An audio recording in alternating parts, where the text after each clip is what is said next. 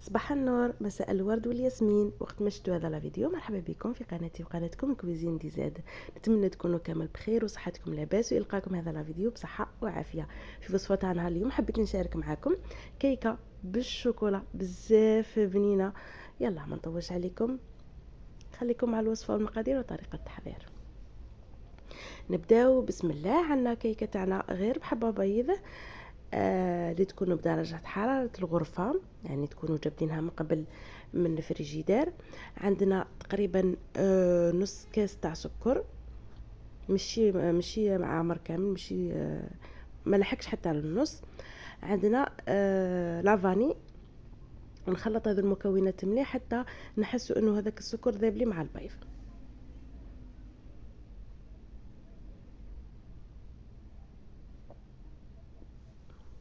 ويتغير اللون تاعو يولي بهذا الشكل. زدت رشه ملح.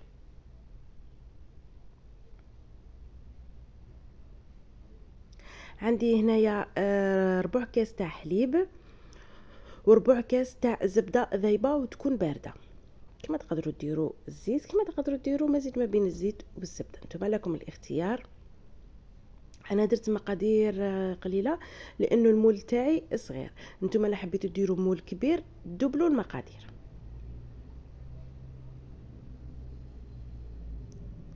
كيكه بزاف هايله، خاصة توالم رانا في اليوم الأخير تاع الدراسة.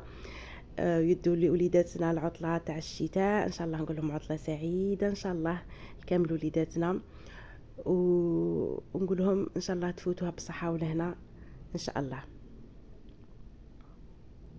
هنا درت كيس تاع خميرة، ودرت مغرف كبيرة تاع كاكاو، ودرت سبع مغارف كبار تاع فرينه. نتوما ديروا بالتدريج حتى تحصلوا على الخليط المناسب تاع الكيك. هنا نغرب لهم بهذا الشكل، ونخلط الخليط تاعي كما دائما نقول لكم. وين تعرفوا انه الكيك تاعكم ولا الخليط تاعكم تاع الكيك واجد، كديروا خطوط، هذيك الخطوط مش راح تروح لكم بالخف. هنا تعرفوا القوام راهو واجد معاكم. نكونوا ديجا شعلنا الفرن تاعنا على 180 درجه، يكون مسخن مسبقا. وهنا زدت مغرف صغيره تاع شوكولا تاع الطليه، راح حطيت لها بنه بزاف هايله. هذا هو الخليط اللي نتحصلوا عليه. نروح نجيبوا المول تاعنا. انا درت هذا المول اللي كنت دهنته بالزبده ولا بالزيت ورشت عليه الفرينه. وانتم لا حبيتوا ديروا مول كبير تقدروا كما قلت لكم تضاعفوا المقادير.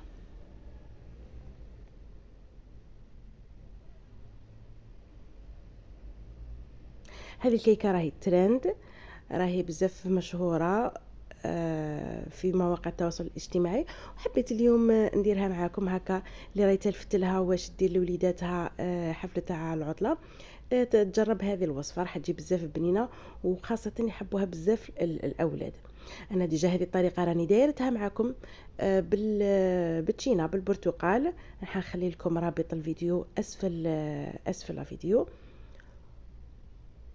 ورحنا دخلنا الكيكه تاعنا الطيب، وهنا بعد ما طيب ما طابت نحيناها.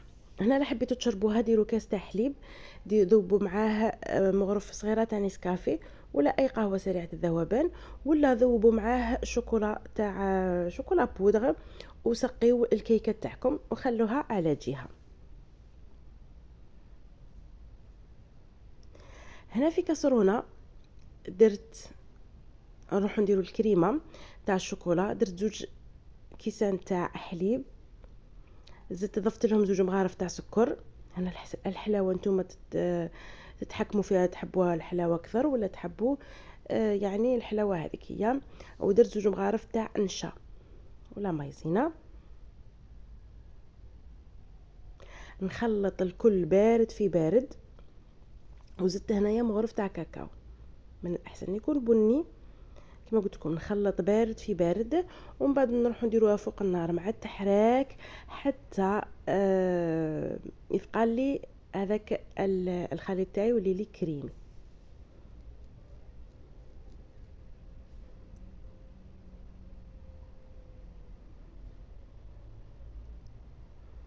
ويولي بهذا الشكل. هنا نزيد له تقريبا مورسو تاع شوكولا، تقريبا 50 غرام تاع شوكولا، حبيتوها سوداء كما حبيتوها بالحليب، نتوما لكم الاختيار. وزدت ملعقه تاع شوكولا تاع الطليه، ايضا حيض لها بنه خاصه اذا كانت شوكولا بنينه. وزدت نص مغرف تاع الزبده. نحرك الكل مع بعض حتى يذوبوا لي هذه المكونات وتكون الكريمه تاعي واجده.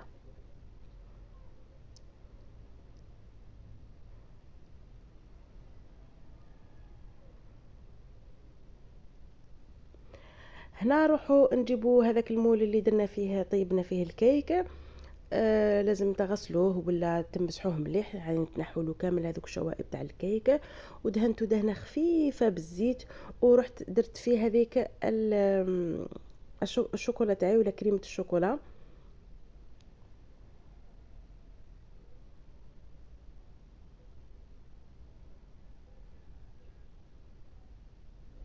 بهذه الطريقه ما تخلوش حتى تبرد وهي سخونه، هكذا نقدروا نتحكموا فيها. ونعاودوا نرجعوا الكيك تاعنا كيما طابنا، نعاودوا نرجعوه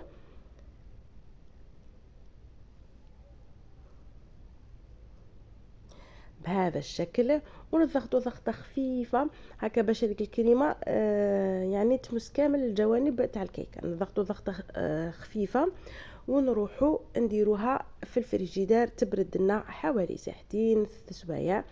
المهم حتى نعرفوا انه بردت لي مليح مليح هذيك الكريمه. خلوها يعني خلوها حتى 4 سوايع باش تتمسك لي مليح مليح وما تشد روحها مليح.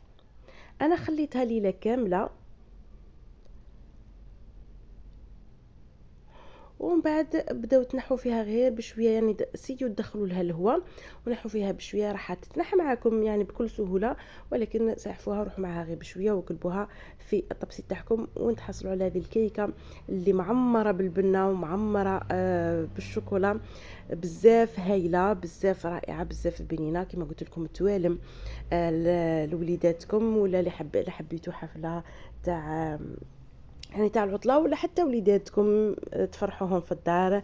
يعني كيكه تجي بزاف بنينه. شوفوا انا هذيك الكريمه تاع الشوكولا ما درتهاش كامل، خليت تقريبا واحد النص كاس تاع هذه كريمه الشوكولا، خليتها غطيتها درتها غطيتها بكيس بلاستيكي، لازم الكيس بلاستيكي لامس السطح تاعها، وخليتها بردت تماما. كي بردت خرجتها، زدت لها 2 معالق تاع بودرة الشونتي وطلعتها حتى ولات لي كريمه، وديكوريت بها كيما راكم تشوفوا نتوما. التزيين لكم الاختيار. ونروحوا نديروها تبرد، وهذه هي الكيكه تاعنا بزاف بنينه شكلا ومذاقا، راح تجي بزاف هايله خفيفه كي تشربوها، راح تجي خفيفه. يعني كش راكم تاكلوا في باتيسري. ان شاء الله الوصفه تاعنا اليوم تنال اعجابكم، ان شاء الله تجربوها وتخلوا لي رايكم في لي كومونتير. لأول مرة يدخل قناتي مرحبا وألف مرحبا، منورين لي القناة. نتمنى راهم ينالوا الوصفات إعجابكم. نتمنى تخرجوا شوية يديكم خاويين ديروا اشتراك وابوني وفعلوا الجرس هكا بيوصلكم كل جديد للقناة. نحن نقسم واحدة أمامكم. شوفوا أنا ما نحبش مسكوتة مشربة بزاف، لهذا ما شربتهاش بزاف. نتوما لا شربتوها ديروا كاس تاع حليب، راح تجيكم بزاف هايله ومشربه كما قلت لكم كش راكم تاكلوا في باتيسري. يلا انا وصلت لنهايه الوصفه، وصلت لنهايه الفيديو. بقى لي الا نقول لكم تهلاو في رواحكم، تهلاو في صحتكم، في وليداتكم وفي والديكم. ربي بيحفظهم لكم، وعطله سعيده لوليداتنا، وربي ينجحهم مزيد من النجاحات ان شاء الله. اللي جاب معدل مليح نقول له مبروك الف مبروك، عقوبه للباقي الفصول. واللي ما جابش نقول لهم ماهيش نهايه العالم. خاصه الامهات خاصه الاباء، كونوا رحيمين بوليداتكم، تقربوا منهم خير من اللي يعني ديروا لهم ضغوط، ولا ديروا لهم تقربوا منهم وحسوهم بالامان. يعني اللي ما جابش مليح ماهيش نهايه العالم. ان شاء الله مازال العام طويل، وان شاء الله يعوضوا. يلا انا وصلت نهايه الفيديو، بقى لي نقول لكم تهلاو في رواحكم. الى وصفات اخرى باذن الله، تركتكم في رعايه الرحمن، مع الف سلامه.